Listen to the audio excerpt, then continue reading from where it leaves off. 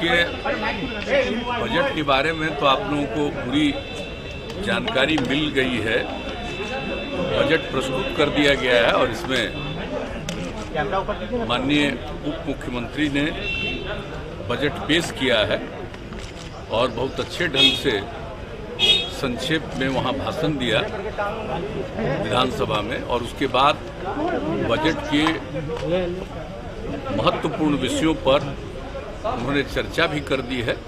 तो इन सब चीज़ों के बारे में आपको मालूम है कि हम लोगों ने बजट में हर क्षेत्र के बारे में ख्याल रखा है। एक तो मौलिक चीज़ आप समझिए कि जो योजनाएं पहले से चल रही हैं और खास करके जो 7 निश्चय पिछली बार हमने शुरू किया था, उसमें जो चीज़ें जैसे कुछ जगहों पर सड़कों का निर्माण या हर घर नल का जल, उसका कुछ जगह पर काम जो रुका हुआ बचा है, उन सब चीज़ों के बारे में सारा प्रबंध कर दिया गया है। और ये इस बार का बजट में इस बात का उल्लेख किया गया है कि ये पूरी कोशिश होगी कि 1 साल के अंदर जितनी भी चीज़ें है पहले से चल रही हैं उस काम को पूरा कर दिया जाएगा। और इसके अलावा जो जल जीवन हरियाली अभियान के अंतर्गत जो काम हो रहा है उसको आगे निरंतर रूप से बढ़ाया जाएगा। और इसके अलावे हमारे उप मुख्यमंत्री जी ने इस बात को पूरे तौर पर चर्चा कर दी है कि जो नया जो आत्मनिर्भर बिहार के लिए 7 निश्चय 2 की परिकल्पना की गई है, उसके बारे में जो कुछ भी कैबिनेट ने पास किया, और जब कैबिनेट ने पास किया तो विभिन्न विभागों ने इसके लिए जो जरूरी योजनाएं हैं उस पर काम किया और बनाया है। और इस साल के बजट में प्रावधान किया गया है, इस पर सारा काम हम लोगों का शुरू हो जाएगा नए वित्तीय वर्ष में 21-22 में। और पूरे तौर पर उन सब चीज़ों के लिए जो कुछ भी है, तो पहले की स्कीम, आगे की स्कीम, और आप जानते हैं एग्रीकल्चर के लिए जो ध्यान दिया जाता है उसके बारे में, सड़कों के बारे में। और सबसे बड़ी बात है कि आप देख लीजिए कि हेल्थ और एजुकेशन दोनों पर और ज़्यादा पैसा खर्च करने के बारे में निर्णय लिया गया है। तो सब लोगों को जो सुविधा मिलेगी उस सब चीज़ के लिए प्रावधान है ऐसी परिस्थिति में भी। जबकि आप जानते हैं कि इस बार जो पिछले 11-12 महीने से जो कोरोना का दौर चला है तो उसका तो एक प्रभाव पड़ा ही है, लेकिन इन सब चीज़ों के बावजूद हम लोगों का मन है कि हम लोग निश्चित रूप से आगे बढ़ाएंगे। और कोरोना के दौर में भी जो लोगों को राहत पहुंचाने के लिए केंद्र का सहयोग तो मिला ही है, लेकिन राज्य सरकार ने भी जितने बड़े पैमाने पर राशि का व्यय किया है, 10,000 करोड़ रुपया से ज़्यादा इस क्षेत्र में काम किया।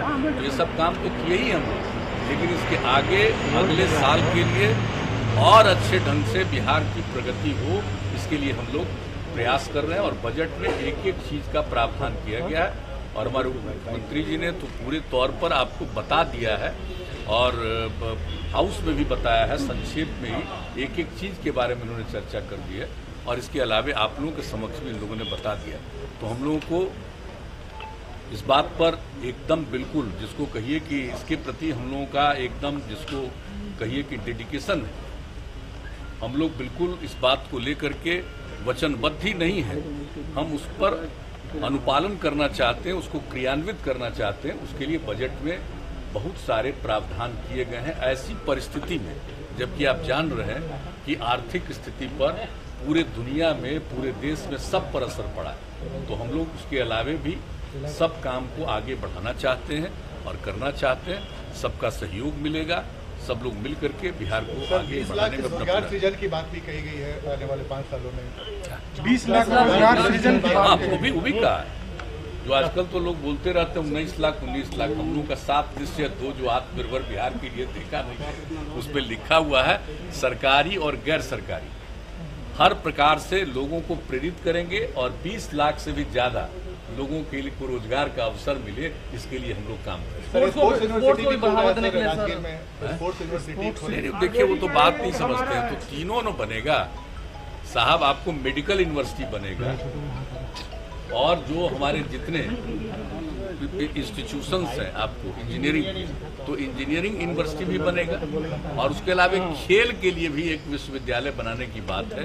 और चूंकि आप जानते हैं कि राजगीर में इतने बड़े पैमाने पर काम हो रहा है, तो यही तय किया गया कि और कहीं किसी जगह लेने की जरूरत नहीं पड़ेगी, वहीं पर विश्वविद्यालय बनाएंगे। तो जान रहे हैं आज का तय नहीं है, ये तो 10 साल पहले से तय है और उस पर काम होना जितने बड़े पैमाने पर शुरू हुआ, स्टेडियम से लेकर के एक एक काम वहां पर किस तरह से लोगों के खिलाड़ियों को प्रेरित करने के लिए काम हो रहा है। इसलिए सोच करके ही सब लोगों ने विचार किया और कहा कि वहीं पर खेल के लिए विश्वविद्यालय बनाने की विश्वविद्यालय बनाना अच्छा होगा, बेहतर होगा, इसलिए किया गया। और बाकी हम लोग इंजीनियरिंग के लिए भी और मेडिकल के लिए भी यूनिवर्सिटी बनाएंगे, हम लोगों ने तय कर लिया। और आप जानते हैं कि इसके लिए हम लोगों ने आपस में देखना शुरू कर दिया है कि किसका कहाँ होगा, तो उसके लिए भी सब तैयारी चल रही है।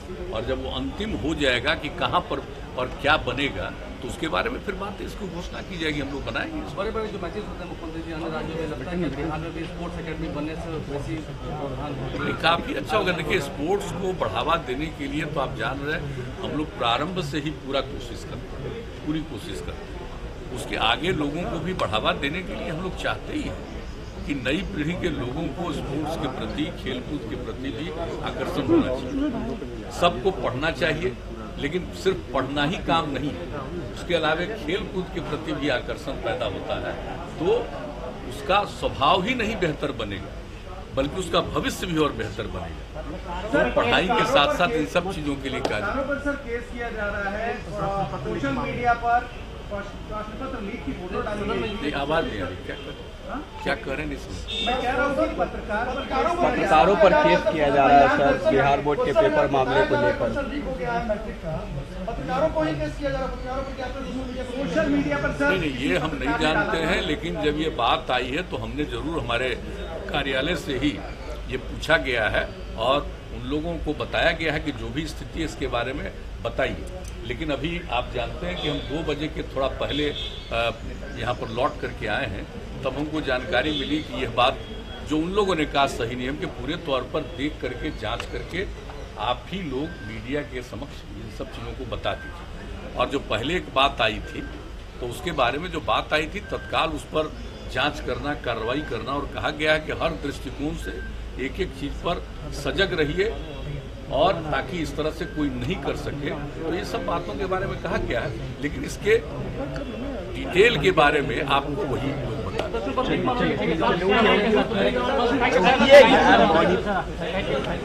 अरे हटो।